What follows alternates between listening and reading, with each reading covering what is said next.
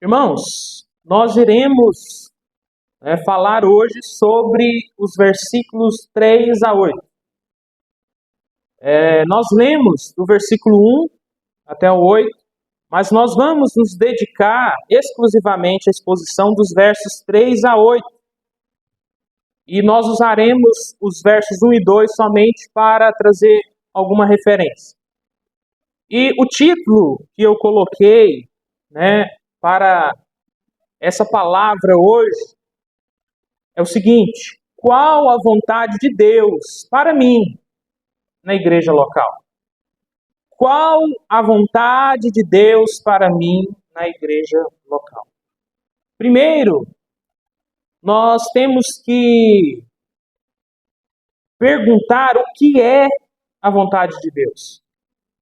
O que consiste aqui, nessa passagem específica, nesse texto em particular, o que o apóstolo Paulo quer nos falar de vontade de Deus. O que é a vontade de Deus? Se nós formos para o verso de número 2, no verso 1 e 2, nós vemos que nós temos, ele nos roga, ele nos faz um pedido no verso 1, para que pelas misericórdias de Deus nós nos apresentemos o nosso corpo por um sacrifício vivo, santo e agradável a Deus, que é o vosso culto racional. E também que nós não nos conformemos com esse século, que nós não nos coloquemos na forma desse mundo, dessa visão que nós temos hoje, secularizada, mas que nós nos transformemos pela renovação da nossa mente, pela mudança de mente, que a Sagrada Escritura fará conosco, nós possamos nos transformar. Para quê? E aqui tem a finalidade. Eu tendo isso, fazendo isso, eu apresentando o meu corpo como sacrifício vivo, santo e agradável a Deus, eu não me conformando com esse século, esse mundo, eu transformando a minha mente, renovando a minha mente, tendo uma compreensão, uma nova maneira de pensar, uma nova maneira de enxergar a realidade, segundo a palavra de Deus.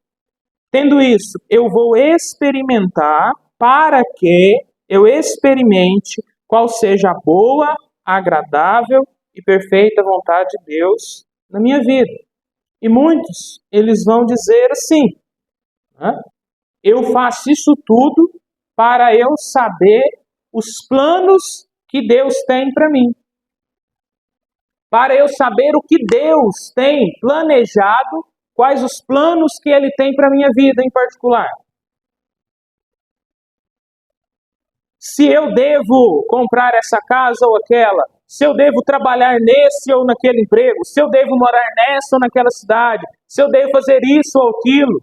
Quais os planos que Deus para mim? Quais os planos que envolve a minha vida, que Ele tem planejado para mim?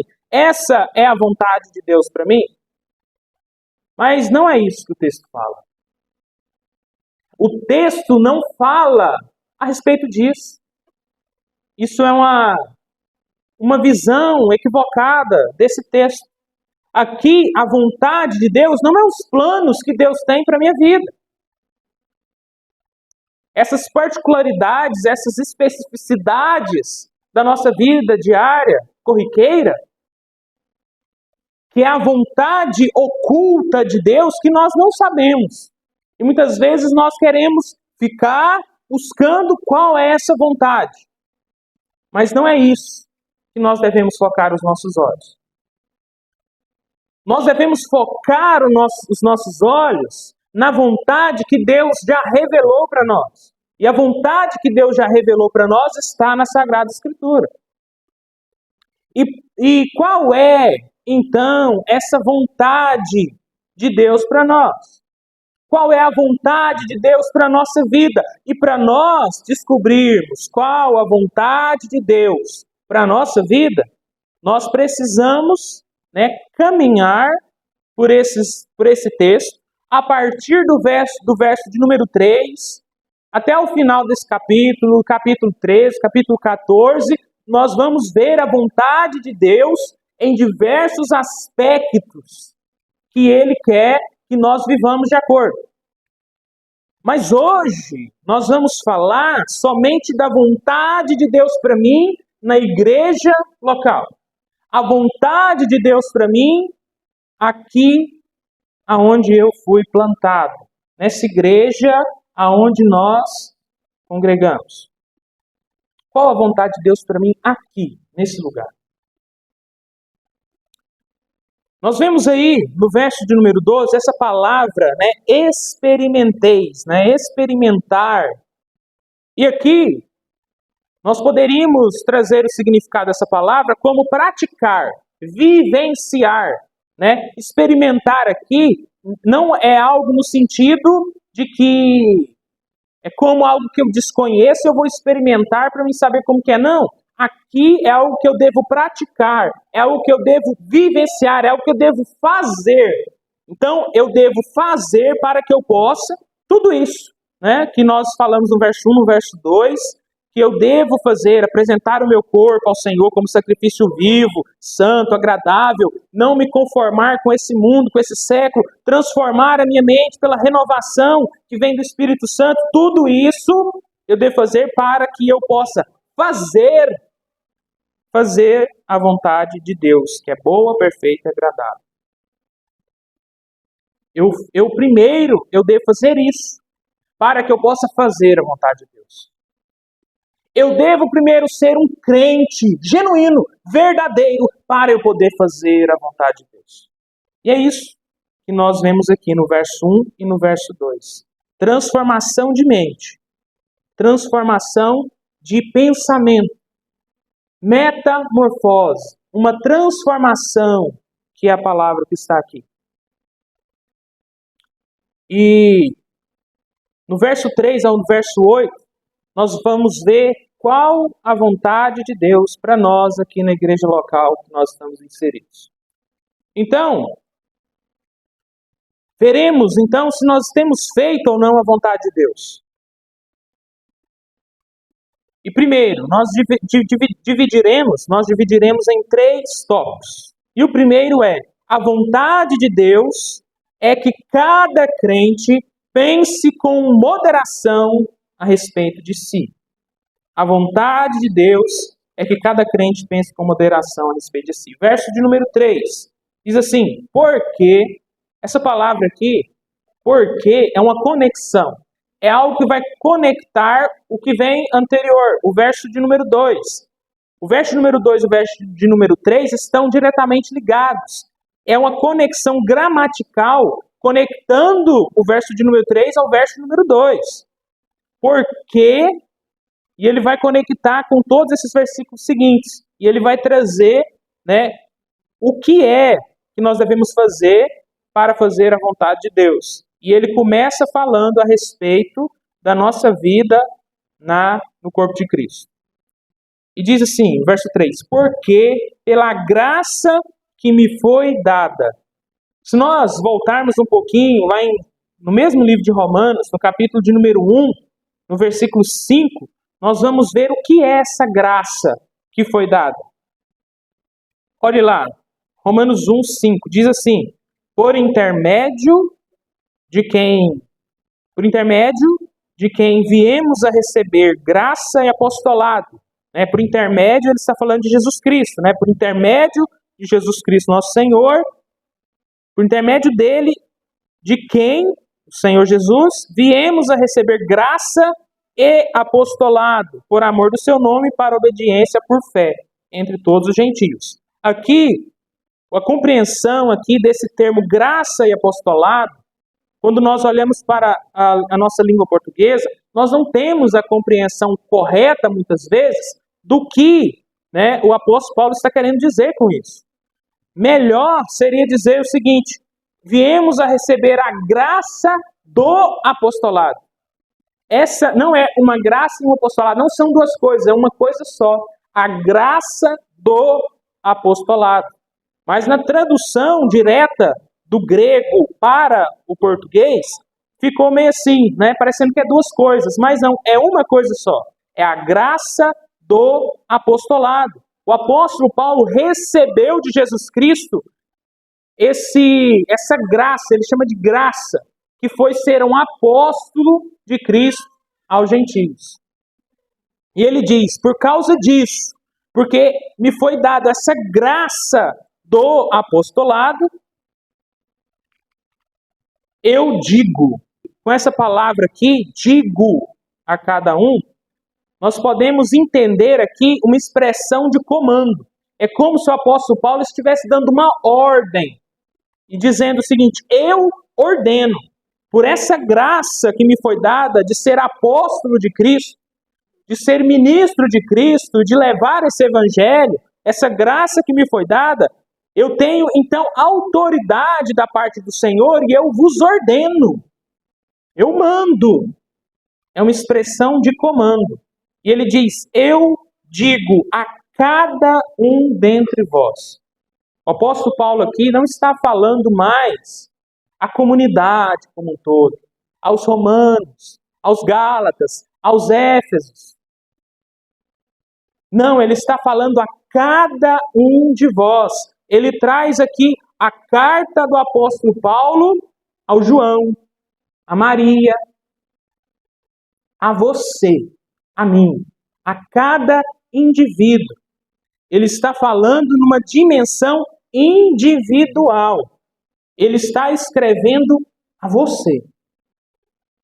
Isso coloca sobre nós responsabilidades particulares. A responsabilidade é minha. Estou falando com você. O apóstolo Paulo, ele diz para você. Ele ordena a você.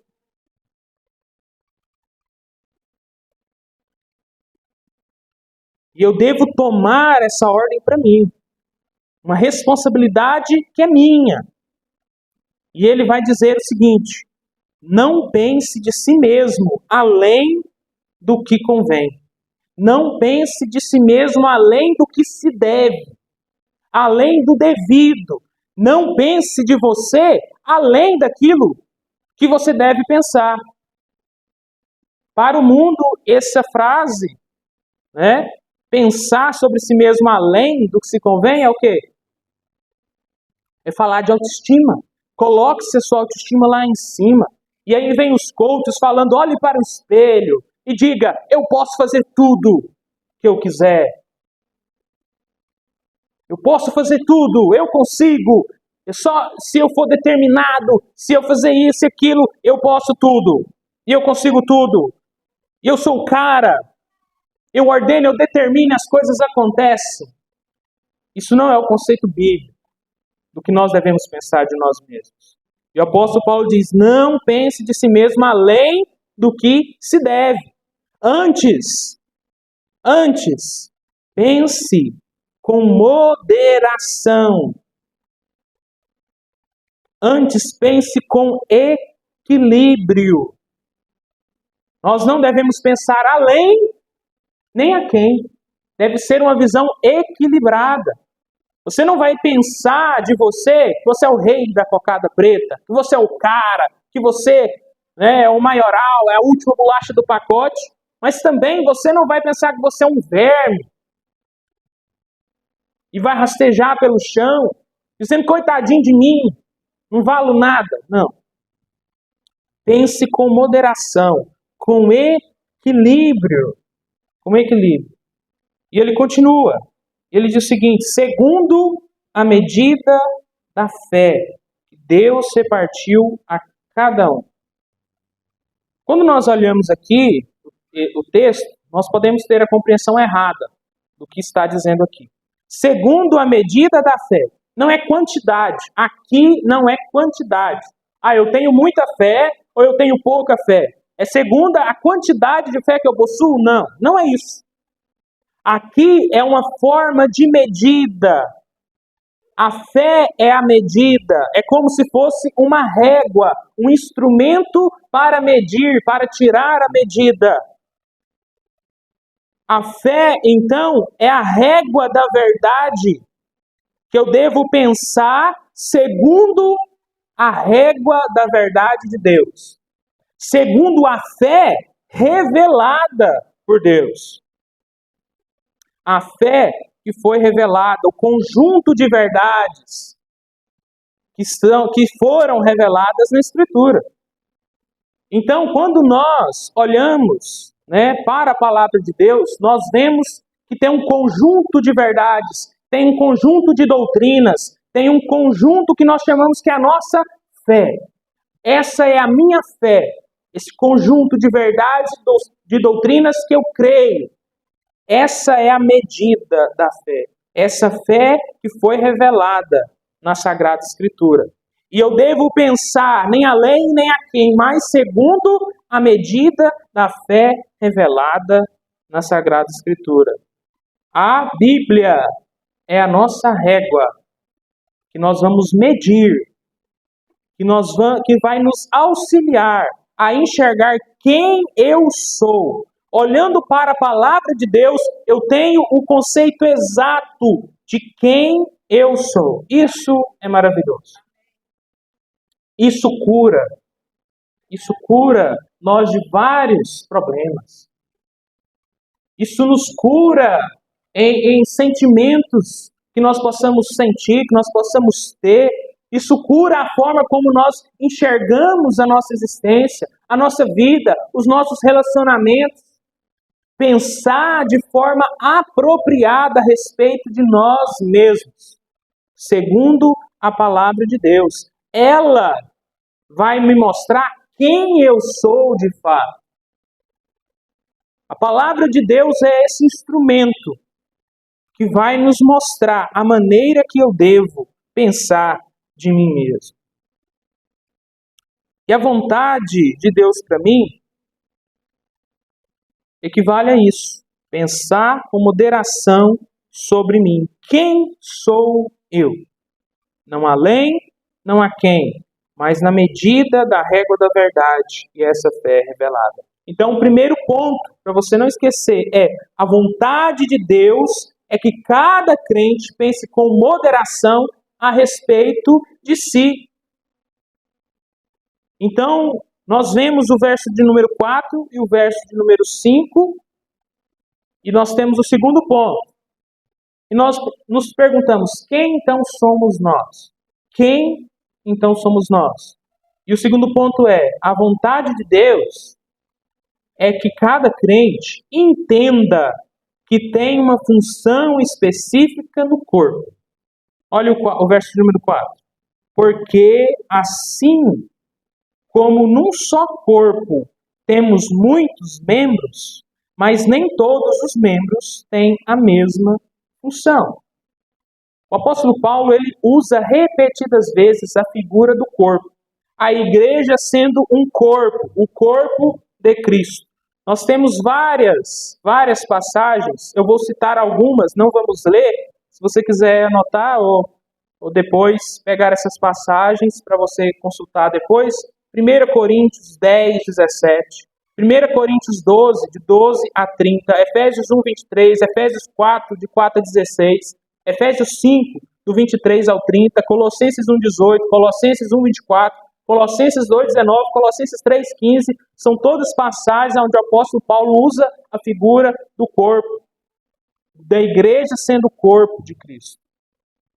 E nós vemos aqui que nem todos os membros têm a mesma função.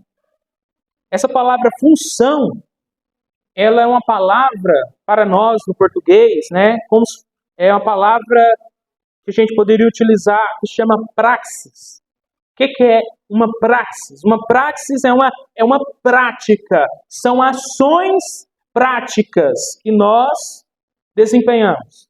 Então, nem todos os membros do corpo têm a mesma ação prática. O que isso nos informa? Que todos nós estamos no corpo, porque nós somos membros do corpo. Aqueles que fazem parte do corpo de Cristo, que são membros do corpo de Cristo, fazem parte do corpo, mas nem todos têm a mesma função, nem todos atuam da mesma forma. Assim como a figura do corpo mostra muito bem. Cada órgão, cada membro do corpo, ele tem a sua função específica no corpo. E o que nós vemos aqui é que você tem que agir na igreja. Cada crente tem uma função para realizar, uma responsabilidade prática. Nós não podemos ser inertes. Nós não podemos ser um membro morto, sem função, sem utilidade. Nós precisamos ser crentes, ser membros ativos. Devemos agir. Nós devemos agir na igreja. Nós somos membros do corpo e nós temos uma função específica. E a nossa função é agir. Nós devemos agir. Nós devemos arregaçar as mangas e trabalhar. Em uma conferência, uma pregação, o pastor Vilmar me contou sobre revitalização de igrejas. O pastor, se eu não me engano, da Presbiteriana, ele disse assim, não existe revitalização de igrejas. Existe igrejas que pararam de trabalhar. Existem igrejas que os membros pararam de agir, se tornaram membros mortos. É como se você não conseguisse mexer mais o seu braço. Ele fica morto. Ele não mexe. Se você quer pôr ele em algum lugar, você tem que ir com a outra mão e colocá-lo. O membro está morto, está inerte. Ele não age, ele não se mexe. E o apóstolo Paulo ele nos alerta que nós precisamos agir. Precisamos trabalhar. Não podemos ser cristãos, membros do corpo, mortos, inertes, parados. Olha só o verso 5. Ele diz assim, assim também nós, conquanto muitos, somos um só corpo em Cristo. Um só corpo em Cristo. Essa expressão ela é ligeiramente diferente, porque nós vemos o apóstolo Paulo falando que somos o corpo de Cristo. Mas aqui ele diz que somos um só corpo em Cristo. É uma conexão uns com os outros por meio de Cristo. Aqui ele está falando que os membros do corpo estão conectados em Cristo e uns com os outros por meio de Cristo. E depois ele diz, somos um só corpo em Cristo e membros uns dos outros. Você tem uma responsabilidade com o seu irmão. Você tem uma conexão por causa de Cristo, uma relação de interdependência, de responsabilidade individual para cada indivíduo do corpo. Essa é a vontade de Deus. Essa é a vontade boa, perfeita e agradável. E a pergunta que fica para nós é: você tem realizado a vontade de Deus? Você tem realizado a vontade de Deus? E então, nos versículos 6 a 8, você pode estar se perguntando, mas o que eu posso? O que eu posso fazer? Como eu faço isso? Como? De qual forma? E no versículo de 6 a 8, nós temos 7 tarefas que você pode realizar. O apóstolo Paulo, ele descreve 7 tarefas que você pode realizar. Pode ser 1, 2, 3, até 7. Mas alguma, pelo menos uma, você deve realizar. E o terceiro ponto é, a vontade de Deus é que cada crente realize a sua função com excelência. Cada crente realize a sua função com excelência. Olha o verso de número 6. Tendo, porém, diferentes dons, segundo a graça que nos foi dada. A graça já nos foi dada. Aí você pode dizer, não, mas eu vou olhar essa lista, mas eu não tem nada disso eu posso fazer. Mentira. Porque se você de fato é um crente, se nós somos crentes, de fato, de verdade, nós entendemos aquilo lá do verso 1, verso 2, que nós devemos prestar o nosso corpo como sacrifício vivo, santo e agradável a Deus, que nós não podemos nos conformar, não devemos nos colocar na forma do mundo, e devemos ter a nossa mente transformada pelas verdades do Evangelho. Se nós somos cristãos, crentes genuínos de fato, regenerados e transformados pelo Espírito Santo, eu tenho a graça já nos foi dada. E aí ele vai elencar aqui sete funções que podemos realizar. Em alguma delas, talvez uma, duas, três, mas alguma delas nós podemos realizar, porque a graça nos foi dada para isso. Primeiro, olha o verso 6. Se profecia, seja segundo a proporção da fé. O que é profecia aqui? Nós vemos que no Novo Testamento, nós temos profecia como verdades que são reveladas, como novas doutrinas, novas verdades, que elas foram reveladas. Os apóstolos, eles trouxeram novas revelações, que eles receberam do próprio Cristo e trouxeram para a igreja. Nós vemos no Antigo Testamento os profetas falando, em nome de Deus, trazendo revelações. Aqui profecia não é apenas isso. Isso é uma parte. Mas essa parte em específica de novas verdades, novas revelações, isso já acabou. Hoje não temos isso mais. A Bíblia, o cânon bíblico foi fechado. Não temos novas verdades, não temos novas revelações, não temos novas profecias nesse sentido de novas verdades, novas doutrinas. A nossa fé, ela já foi fechada, ela está consolidada, ela é um todo, não cabe mais nada. Nós não podemos acrescentar coisa alguma a essa fé que já foi revelada a nós. Então, como então nós podemos ser um tipo de profeta hoje? Os profetas, eles também têm uma função, lá em 1 Coríntios, o apóstolo Paulo vai falar de edificar, de exortar e de consolar. Você pode ser um profeta hoje trazendo edificação, exortação e consolo.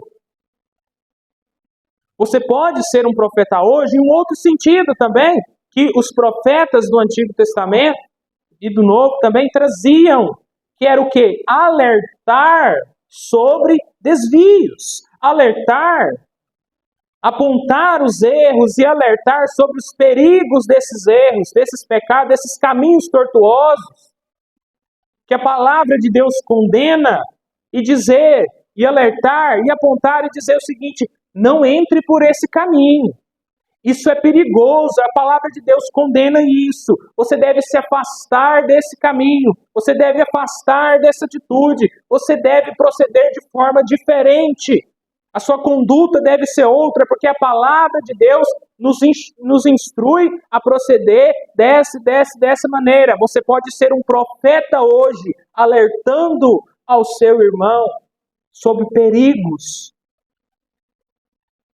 Podemos correr, erros que podemos acometer.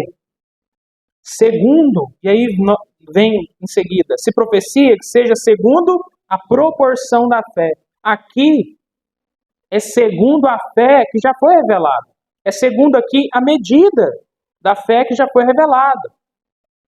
Então, você deve alertar sobre esses erros mediante segundo a palavra de Deus, comparando com a palavra de Deus. Porque se o profeta diz algo que está fora da palavra de Deus, é um falso profeta. Então o alerta, ele vem segundo aquilo que foi revelado.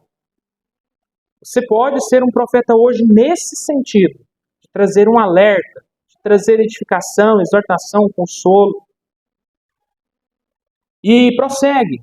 Se ministério. O que é ministério, irmãos? É diaconia. A palavra aqui, ministério, é a palavra, que foi traduzida aqui, é a palavra diaconia, que é o que? Serviço. A palavra diaconia, ela significa simplesmente servir às mesas, são serviços simples. Todos nós, creio que todos nós, né? Todos nós podemos realizar serviços simples. E nós temos serviços simples que precisam ser realizados dentro da igreja. Nós devemos estar atentos para fazer serviços simples, algo que precisa ser limpado, algo que precisa ser organizado, algo que precisa estar em ordem. Fazer uma coisa ou outra, serviço simples, irmãos, que todos podem realizar.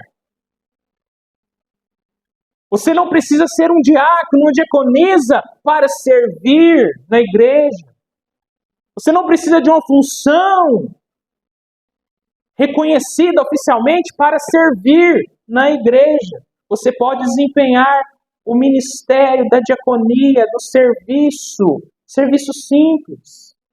Recolher um lixo, fazer um almoço, fazer uma janta, fazer alguma coisa, fazer um café, um lanche, um chá. Você pode fazer isso. E ele diz o seguinte: esse ministério, dediquemo-nos ao ministério com dedicação. Tudo aqui que o apóstolo Paulo vai falar, ele vai dizer, façamos isso bem feito, façamos isso com dedicação, façamos isso com amor.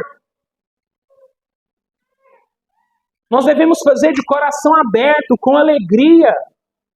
Se vamos fazer, nós fazemos com dedicação. Eu faço porque eu amo ao Senhor, eu amo a Cristo, eu amo a palavra de Deus, e eu faço com dedicação, com esmero, com cuidado. E segue-se. O que ensina, esmere-se no fazer. Aqui, ensino está diretamente ligado a professores. Você tem o dom, né, o talento, a habilidade. Aqui, dom, aqui é habilidade. Você tem essa habilidade de ensinar, de ser um professor. Eu acho que sim. Como que você vai saber? As pessoas vão dizer. As pessoas vão falar, não, ele é um bom professor, ele ensina bem, eu entendo tudo. Você tem essa habilidade de ensinar, de ser um professor. Nós precisamos de professores na igreja. Para as crianças, adolescentes, para os jovens, para as mulheres, para os homens, assim por diante. Para o discipulado, para os cursos de diversas áreas. Precisamos de professores. E se você tem esse dom, essa habilidade para ensinar, faça com esmero. Dedique-se, estude, faça por amor. Verso de número 8. O que exorta? O que é exortar? Exortar é aquele que estimula, aquele que dá ânimo. Você pode estimular o irmão que está desanimado. Você pode observar que essa pessoa ela está triste, ela está desanimada, ela está precisando de estímulo, ela está precisando de ânimo. Faça isso e faça com dedicação. Dedique-se em exortar, em animar, em estimular o seu irmão. O que contribui? Aqui, contribuir é com recursos materiais, é com recursos financeiros. Ele diz que faça com liberalidade, que faça com prazer, com alegria em ajudar, em contribuir com as coisas materiais para aliviar a necessidade do outro.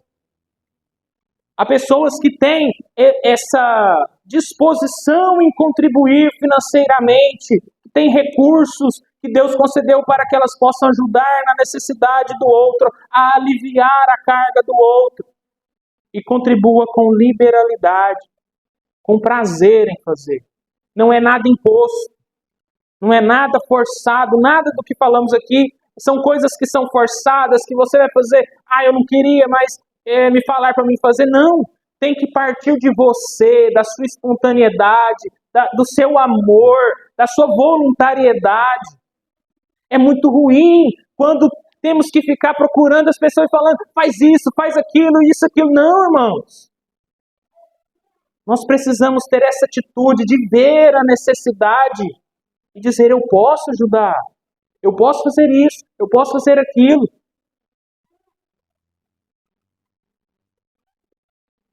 E o que preside com diligência? O que é presidir? É liderar, estar à frente, liderando um grupo. Né? Que a gente tem líder das mulheres em ação, líder disso, líder daquilo. E se você é bom em liderar, em estar à frente, né, em tomar a frente, em liderar outras pessoas, faça com dedicação, com empenho. Faça com todas as suas forças. E o sétimo é quem exerce misericórdia com alegria. Aqui, misericórdia, exercer misericórdia é diferente daquele que contribui. O que contribui é com recursos materiais. Aqui, exercer misericórdia está falando de outras formas que vão além do dinheiro, de você ajudar, de você exercer a misericórdia. Um irmão que mora muito longe, precisa de uma carona, precisa de ajuda em qualquer aspecto que seja. Se você tem essa habilidade em exercer misericórdia, em ajudar, essa disposição, faça com alegria, com um sorriso no rosto. A palavra que alegria vem da palavra hilariante, com um sorriso no rosto, alegre. Exerça misericórdia com alegria. Tem pessoa que, se tiver que ajudar alguém, fecha a cara, né, na hora. Não gosta de forma alguma, não. Exerça misericórdia com alegria, com um sorriso, com entusiasmo. Essa é a vontade de Deus para mim. Tudo isso, e nós temos aqui os versos 9 adiante, também a vontade de Deus para mim em outras coisas. Né? E você pode ler depois na sua casa, você vai ver, em diversos aspectos da sua vida. Mas em relação à igreja local, sendo um membro do corpo, um membro em Cristo, desse corpo em Cristo, membro dessa igreja, essa é a vontade de Deus para mim. Essa é a vontade de Deus para nós. E a pergunta que fica é só uma.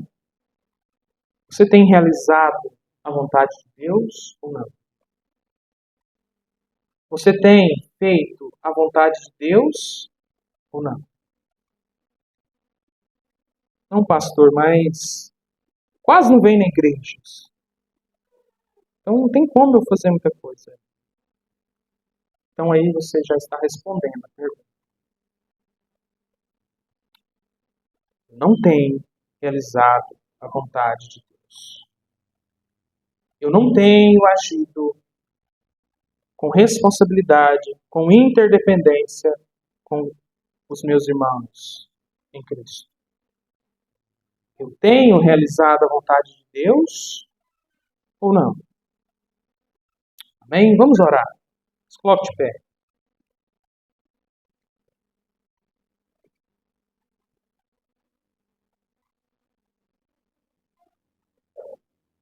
Senhor, graças te damos, ó Deus, pela tua palavra. A tua palavra que nos exorta, que nos consola, que nos edifica, que nos incentiva, ó Deus, a levar uma vida segundo a tua palavra. A tua palavra que é o padrão para nós vivermos. Ela que nos traz o ensino, a repreensão, a correção e educação na justiça, para que nós sejamos habilitados para toda boa obra. A tua palavra, que é suprema, a tua palavra, que é bendita, que o Senhor próprio a soprou, a falou, por meio dos santos que escreveram. Que essa palavra, Deus, nós possamos desempenhar aquilo que o Senhor tem revelado nela. Que nós possamos realizar a vontade do Senhor revelado nessa palavra na nossa vida, Deus. Que o Senhor tenha misericórdia de nós, Senhor, e que nós possamos, ó Deus, fazer a Tua vontade. Que nós possamos cumprir, ó Deus, aquilo que o Senhor tem para nós. E que o Senhor continue falando ao nosso coração, para que nós sejamos conformados à imagem de Cristo Jesus, para a honra e glória de Deus Pai. Amém.